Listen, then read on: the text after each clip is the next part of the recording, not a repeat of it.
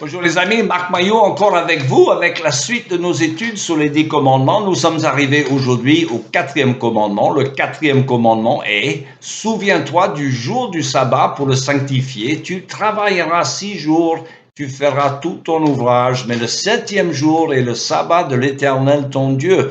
Tu ne feras aucun ouvrage, ni toi, ni ton fils, ni ta fille, ni ton serviteur, ni ta servante, ni ton bétail, ni l'étranger qui réside chez toi, car en 6 jours l'Éternel a fait le ciel, la terre, la mer et tout ce qui s'y trouve. Il s'est reposé le 7e jour, et c'est pourquoi l'Éternel a béni le jour du sabbat, il l'a sanctifié. » Fin de citation. Alors, qu'exige de nous donc le 4e commandement? Mais le 4e commandement exige que nous consacrions à Dieu les moments qu'il a institués dans sa parole, à savoir un jour entier sur 7 comme un saint sabbat en son honneur. Alors, rappelons-nous d'ailleurs de l'enseignement du Seigneur Jésus sur le sabbat, dont les chefs religieux avaient parfois tordu le sens par leur conception légaliste. C'est que le sabbat est fait pour l'homme et non pas l'homme pour le sabbat. On accusait Jésus lui-même de violer le sabbat parce qu'il avait guéri les malades parfois pendant le sabbat. Et Jésus a répliqué en rappelant qu'il était tout à fait légitime de détacher un malade des liens de la maladie le jour du sabbat, tout comme on détache les bêtes pour les faire boire le jour du sabbat. Or, l'homme vaut plus que les bêtes. Enfin, l'essentiel de l'enseignement du sabbat, c'est de le prendre comme une grâce de Dieu qui ne veut pas que les hommes exploitent d'autres hommes ni des animaux, mais que tous puissent avoir au moins un jour de repos par semaine. Le commandement du sabbat est donc un témoignage de la bonté du Créateur et non pas une contrainte ou une interdiction pour l'homme. Dieu n'est pas un grand rabat-joie. Alors, question, quel jour parmi les 7 Dieu va-t-il fixer pour être le repos de la semaine? Alors, du commencement du monde jusqu'à la résurrection du Christ, Dieu a fixé le 7e jour de la semaine pour être le sabbat hebdomadaire. Mais depuis la résurrection du Christ et jusqu'à la fin du monde, c'est le premier jour de la semaine qui est devenu le sabbat chrétien. Alors, vous savez peut-être que certaines, comme les adventistes du 7e jour, attachent beaucoup d'importance au respect hebdomadaire du sabbat le samedi, affirmant que la Bible ne donnait pas d'ordre de changer du samedi au dimanche.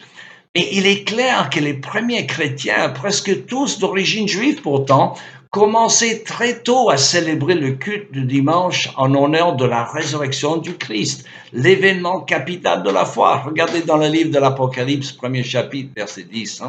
Alors, ceci dit, ce n'est pas le jour qui est important, mais le fait de respecter un jour de repos que le Seigneur nous donne. Et d'ailleurs, j'ai entendu parler des chrétiens qui travaillaient en pays majoritaire musulman, qui célébraient le sabbat le vendredi pour mieux s'intégrer dans la culture ambiante. Alors, à chacun selon sa conviction, comme dirait l'apôtre Paul. L'essentiel, c'est que tout chrétien met un jour à part pour se reposer et pour célébrer le culte de notre Créateur et Sauveur et pour s'instruire dans la foi. Le respect de ce commandement bat de l'aile de nos jours. Nous sommes loin, hélas, de l'attitude du grand champion coureur écossais Eric Liddell, qui, à l'occasion des Jeux olympiques de Paris en 1924, avait refusé de participer à la course pour laquelle il était l'un des favoris, car il aurait fallu qu'il court le dimanche. Alors certains se rappelleront du grand film Chariots of Fire, Chariot de feu, qui parlait justement de Liddell.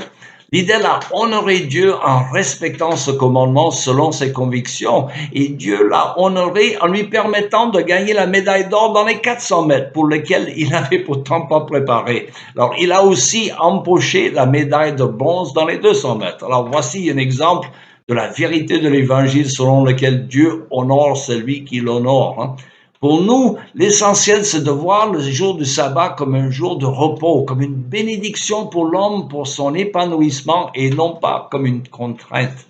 Alors pour l'anecdote, sachez que les révolutionnaires français du XVIIIe siècle et plus tard les communistes russes du XXe siècle, tous antichrétiens, voulaient abolir la semaine biblique de 7 jours, biblique donc bourgeoise, anti-révolutionnaire selon eux.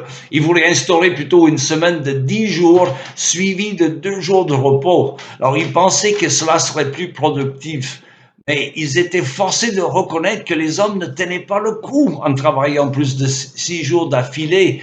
Et une soi-disant semaine de 10 jours produisait des conséquences néfastes, voire catastrophiques. Alors c'est toujours dangereux, mes amis, d'être plus sage que Dieu en méprisant l'enseignement de sa parole, qui est le mode d'emploi pour notre vie dans ce monde déchu. Voilà tout le temps qu'il me reste pour aujourd'hui. Il me reste qu'à vous souhaiter une bonne journée et à la prochaine.